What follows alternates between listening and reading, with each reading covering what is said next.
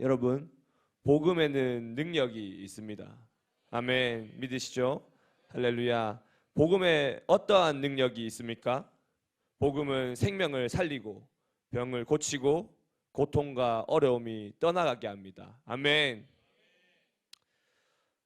그런데 반대로 조금 전까지 건강했던 사람을 갑자기 아프게 하고 또 가정 가운데 어려움이 생기게 만들며 온갖 환난이 찾아오게끔 만드는 것이 있습니다.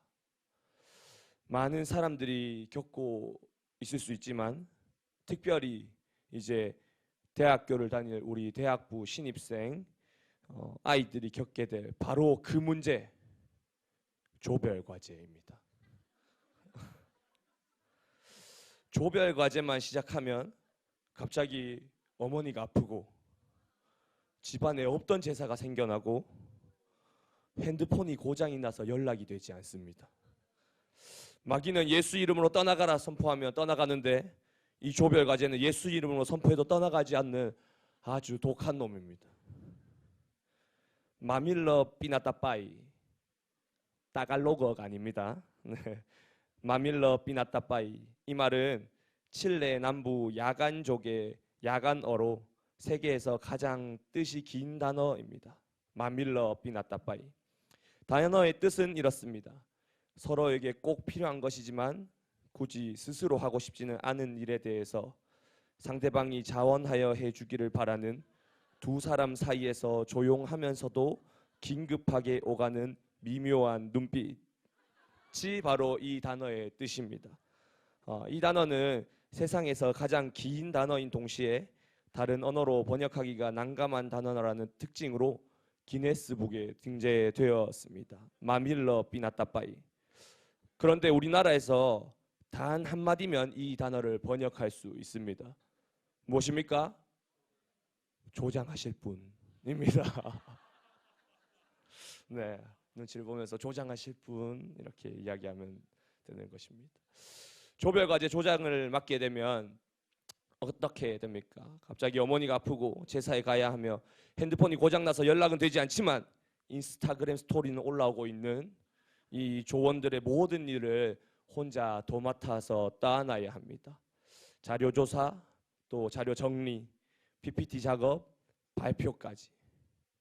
그렇게 준비하고 있으면은 여러 생각들이 저의 이 마음을 복잡하게 만듭니다. 과제 발표에서 확 그냥 이름을 빼버릴까? 그렇게 죽고자 너 죽고 나 죽고 하는 마음으로 이런 PPT를 만들어 버릴까? 이런 생각이 들기도 합니다. 여러분, 왜 이런 마음들이 들어옵니까? 네, 번호 이제 내려주시면 됩니다. 나는 열심히 노력했는데 다른 사람은 아무것도 하지 않고 이 무임승차하는 꼴을 보기 싫은 것이 바로 사람의 마음이기 때문입니다.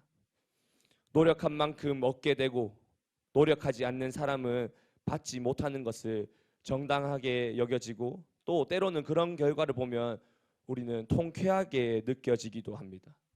하나님의 영적인 법칙도 마찬가지로 심은 대로 거둠입니다. 우리 고린도후서 9장 6절을 같이 읽어보도록 하겠습니다. 이것이 곧 적게 심는 자는 적게 거두고 많이 심는 자는 많이 거둔다 하는 말이로다. 아멘. 바로 하나님께서도 적게 심으면 적게 거두고 많이 심으면 많이 거둔다고 이야기하고 있습니다. 이것이 바로 하나님의 영적인 법칙입니다. 그런데 오늘 말씀에 예수님은 우리의 생각과는 조금 다른 말씀을 하고 계십니다. 본문 38절의 말씀입니다. 내가 너희로 노력하지 아니한 것을 거두러 보내었노니 다른 사람들은 노력하였고 너희는 그들이 노력한 것에 참여하였느니라. 네. 오늘 본문은 우리가 잘 알고 있는 사마리아 여인 이야기가 진행되고 있는 4장에 있는 그 구절입니다. 예수님으로부터 영원히 목마르지 않는 생수, 진정한 행복을 듣게 된 사마리아 여인이 마을 사람들에게 자신이 보고 들은 예수 그리스도를 전함으로 많은 사람들이 이 여인의 말을 듣고 예수님께로 나아왔습니다. 추수하게 된 곡식들, 즉 사마리아 마을의 많은 영혼들이 예수님께로 나오자 예수님은 제자들에게 예수님 자신이 하신 일과 또 그 여인이 노력한 일에 그저 참여하라고 말씀하고 계십니다. 그러면서 예수님은 제자들에게 그들이 노력하지 않은 것을 거두러 보내심으로 노력한 사람들의 것에 참여하게 하셨는데, 예수님께서는 왜 제자들이 노력하지도 않은 것을 거두게 하시고 참여하게 하시고 계십니까? 예수님은 노력하지 않고 얻는 무임승차를 장려하시는 분이십니까? 그렇지 않습니다. 하나님께서 천지를 창조하시고 사람을 지으셨을 때 사람은 자신이 노력한 것이 하나도 없었습니다. 하나님께서 홀로 이 땅과 하늘과 우주를 만드시고 산과 바다 또 동물과 식물을 홀로 지으셨습니다. 완전하고 완벽하게 지으신 세상에 또한 마지막으로 사람을 창조하셨습니다. 하나님께서 일하여서 완전하게 만들어주신 이 땅에서 사람은 어떠한 노력도, 아무런 노력 없이도 그저 배불리 먹고 마시며 하나님과 동행하는 기쁨과 행복을 누렸고, 하나님께서도 그런 사람의 모습을 보면서 기뻐하셨습니다. 그런데 어느 날 뱀이라 불리는 사탄이 사람에게 찾아와 선악과 먹기를 노력하여 하나님과 같이 되라 속삭였고, 사람은 사탄의 유혹에 넘어가 선악과 먹기를 힘써 마침내는 죄를 지음으로 말미암아 타락하게 되었습니다. 죄를 지은 사람은 더 이상은 노력 없이 얻을 수 있는 것이 없어졌습니다. 창세기 3장 17절 말씀에 아담에게 이르시되 내가 내 아내의 말을 듣고 내가 내게 먹지 말라 한 나무의 열매를 먹었은즉 땅은 너로 말미암아 저주를 받고 너는 내 평생에 수고하여야 그 소산을 먹으리라고 말씀하셨습니다. 내 평생에 수고하여야 한다. 노력 없이는 얻을 수 있는 게 없어진 사람은 노력 없이 얻는 것을 즐거워하고 바라는 한편, 또 노력 없이 얻고자 하는 다른 사람들을 보면은 미워하는 마음을 가지게 되었습니다. 특별히 자신이 수고하고 고생하여 얻게 된 것을 다른 사람과 나누는 것을 극도로 싫어하게 됐습니다. 사무엘상 30절 말씀을 통해 우리 타락한 그 사람의 마음을 한번 알아보도록 하겠습니다. 사무엘상 30장 1절에서 2절 말씀입니다. 다윗과 그의 사람들이 사흘 만에 시글락에 이른 때에 아말렉 사람들이 이미 네겝과 시글락을 침노하였는데 그들이 시글락을 쳐서 불사르고 거기에 있는 젊거나 늙은 여인들은 한 사람도 죽이지 아니하고 다 사로잡아 끌고 자기 길을 갔더라. 네. 이 당시 상황을 조금 설명드리자면, 당시 다윗은 사울 왕의 위협을 피해 블레셋 땅이 시글락이라는 동네에 살고 있었습니다. 그러던 중 블레셋과 이스라엘 사이에 전쟁이 일어났고 다윗은 자신의 군대 600명과 블레셋 왕인 아기스와 함께 블레셋 편에 서서 전쟁에 참여했습니다. 그러나 적국의 사람인 다윗을 블레셋 장수들은 싫어하였고 그들의 왕인 아기스에게 다윗을 자신의 동네인 시글락으로 돌려보내라고 이야기했습니다. 결국 다윗은 전쟁터에서 자신이 살던 동네인 시글락으로 돌아와서 그리고 본 장면이 바로 우리가 함께 읽은 사무엘상 30장 1절에서 2절의 말씀입니다. 다윗은 그의 군대가 잠시 자리를 비운 사이 아말렉 사람들이 시글락을 침략하고 노략하여 사람들을 끌고 가는 상황이었습니다. 다윗은 즉시 하나님께 자신이 아말렉을 쫓아갈지 물어보았고 하나님은 다윗에게 쫓아가라 말씀하심으로 다윗은 아말렉 군대를 쫓아가기 시작하였습니다. 그러나 전쟁터에서 방금 돌아온 군사들 중에는 아직 몸이 피곤하고 고단한 자들이 많이 있었습니다. 사무엘상 30장 9절에서 10절 말씀입니다.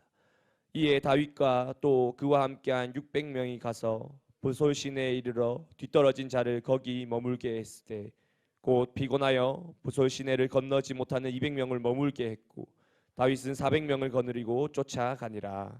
아멘.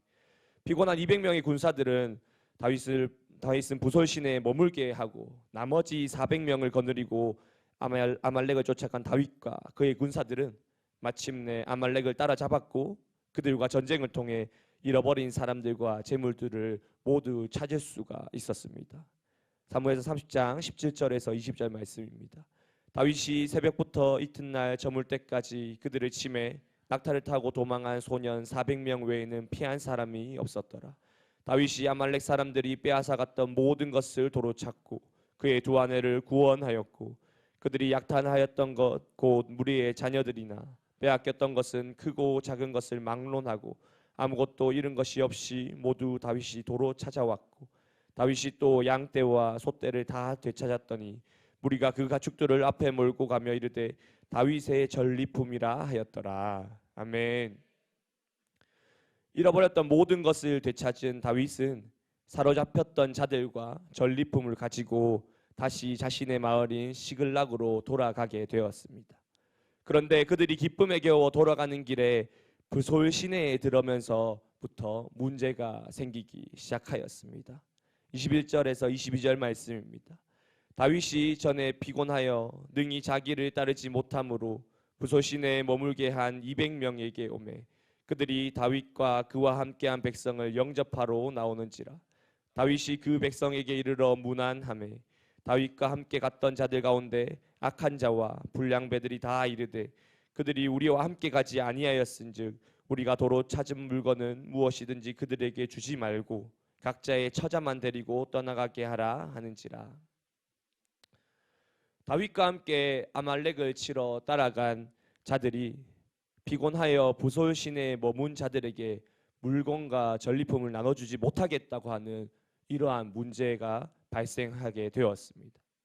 자신들이 되찾은 물건과 전리품은 자신들도 피곤하였지만 피곤함을 무릅쓰고 노력한 노력의 결과물이라는 그들만의 주장이었습니다. 여러분은 어떻게 생각하십니까? 우리의 생각에는 아말렉을 쫓아간 자들의 주장이 맞다고 생각하지 않으십니까?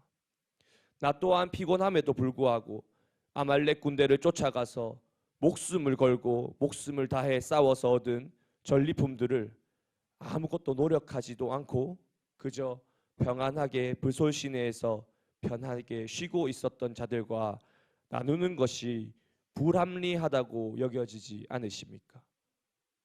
저는 그렇게 생각이 되어졌습니다. 하지만 이 모습을 보고 다윗은 이렇게 말하고 있습니다. 23절에서 25절 말씀입니다.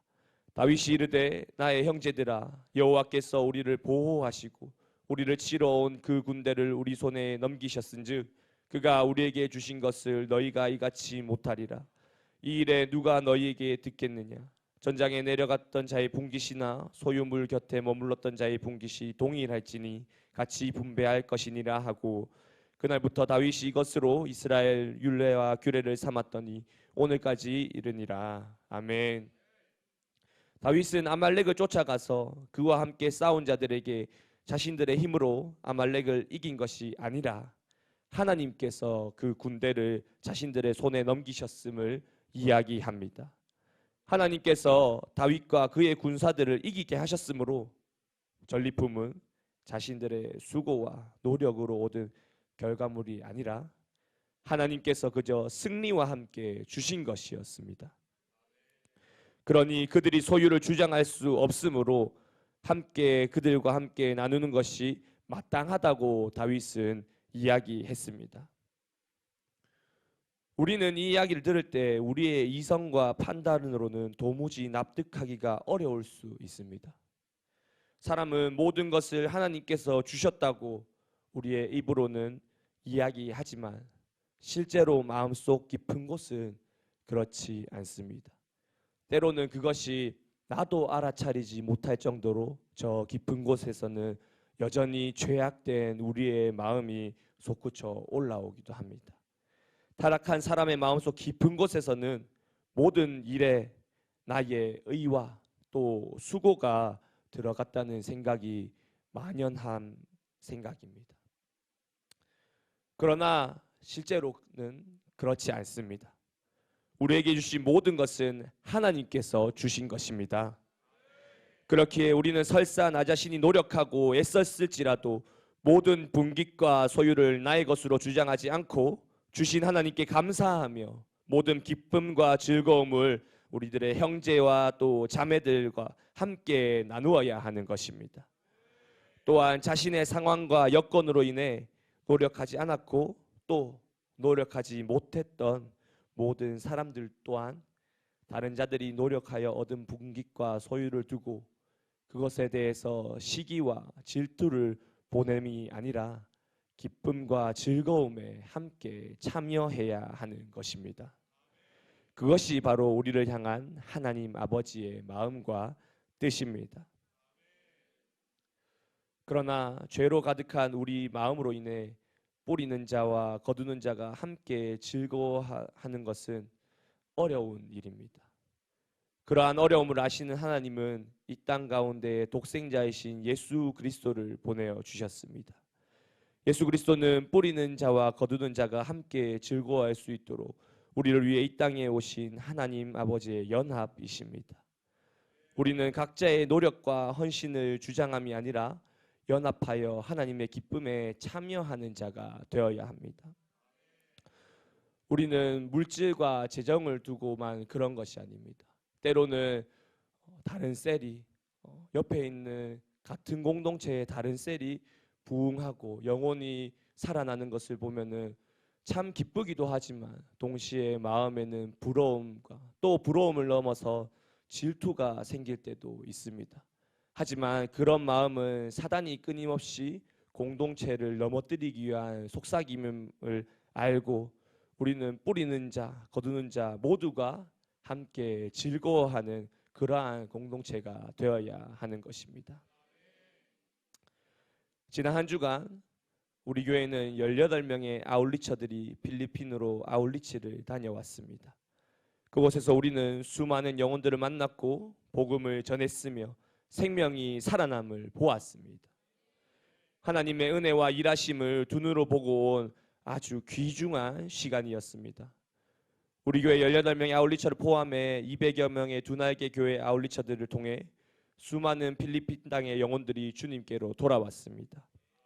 그러나 이 결과는 200여 명의 아울리처들만의 열매도 아니고 우리 교회 18명의 아울리처들만의 열매 또한 아닙니다.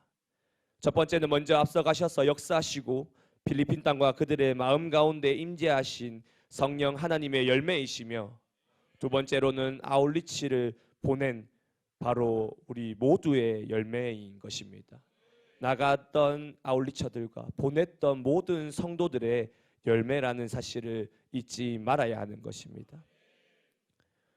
저는 이번 아울리치에서 팀장을 맡게 되었습니다. 저희 팀은 대부분 여고생들로 이루어져 있었습니다. 그래서 이번 아울리치를 통해 어떻게 하면은 이 아이들이 은혜와 기쁨을 경험하여서 단기 선교사로 헌신할 수 있을까 하는 생각들이 많이 들었고 그런 마음으로 인해서 조금 더 은혜를 경험하고 즐거운 기억으로 남길 수 있도록 고민하고 노력했습니다. 그러면서 또 당연하게 우리 요다엘과 소리엘 대학부가 생각이 났습니다. 우리 요다엘과 소리엘 대학부 아이들도 이곳에 많이 참여했으면 참 좋았을 텐데 다음 아울리치는 꼭 우리 아이들과 청년들이 많이 왔으면 좋겠다는 생각이 절로 솟아났습니다. 마음이 있으면 방법을 찾게 된다고 말씀하셨던 목사님의 말씀처럼 아이들이 이곳에 오려면 재정이 필요할 텐데 하는 생각이 들었고 아울리치를 보내기 위해 결단해야겠다는 생각이 들었습니다.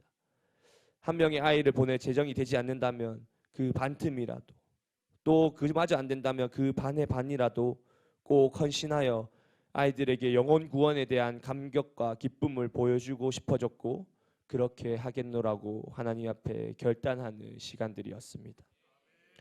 또한 저희 팀 담당 선교사님은 부부로 오신 청년 부부 선교사의 남편분이셨습니다.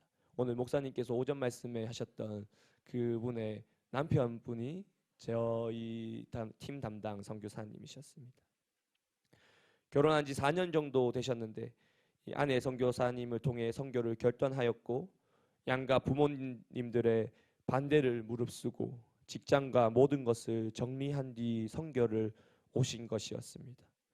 그 선교사님들을 보면서 단기 선교사에 대한 저의 생각과 한계를 깨트리는 시간이 되었습니다. 저는 단기 선교는 대학부에 한정되어 있는 것이라고 생각했습니다. 이미 직장을 가지고 결혼을 한 사람들은 현실적으로는 단기 선교가 어렵다고 저의 생각으로 단정지었습니다. 그러나 두 분의 선교사님을 보면서 그것은 제 생각이었을 뿐임을 깨달았습니다. 부르시는 분은 하나님이시니 우리가 해야 할 몫인 헌신과 결단은 그저 하면 되는 것이었습니다.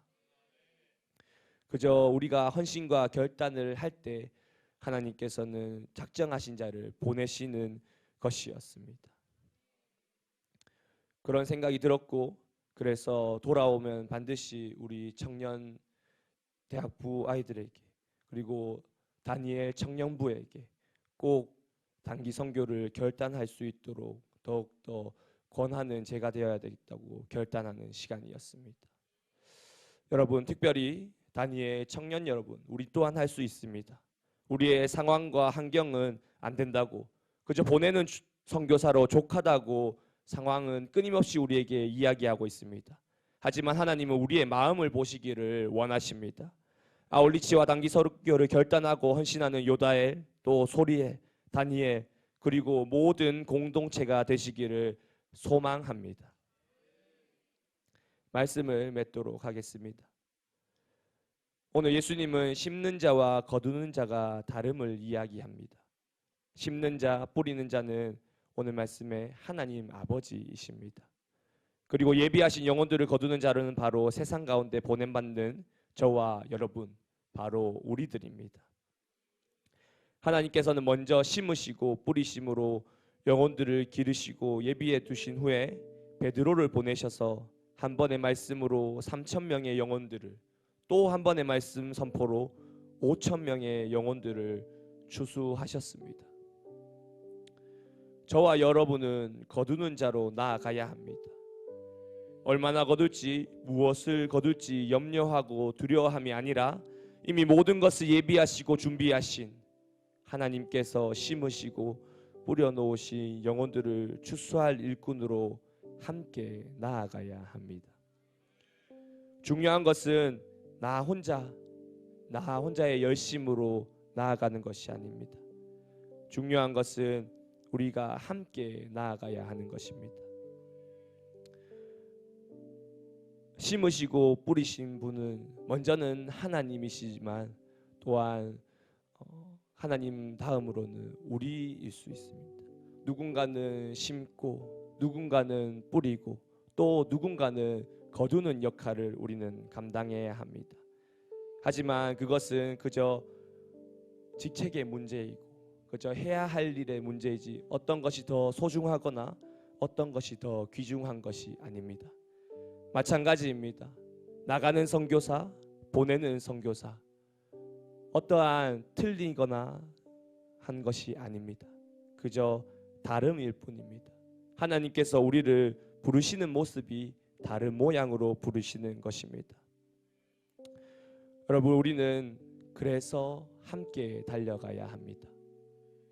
나가는 선교사로 또 보내는 선교사로 우리가 힘을 합쳐 함께 달려갈 때 하나님께서 우리에게 넘치도록 크신 은혜와 사랑을 부어주실 줄 믿습니다. 우리를 부르신 가정, 또 직장, 학교, 우리는 나아가야 합니다. 그리고 무엇보다 하나님께서 부르시는 그 열방으로 나가는 세계 비전을 감당하는 선교사로 나아가야 합니다. 그것이 어떠한 모습이든지, 나가는 선교사이든 보내는 선교사이든 우리는 하나님께서 부르시는 그 자리를 향해서 우리의 그 표대를 향하여서 열심으로 달려나가는 저와 여러분 모든 우리 큰숨 맑은 생교회 성도님들 되시기를 간절히 소망합니다.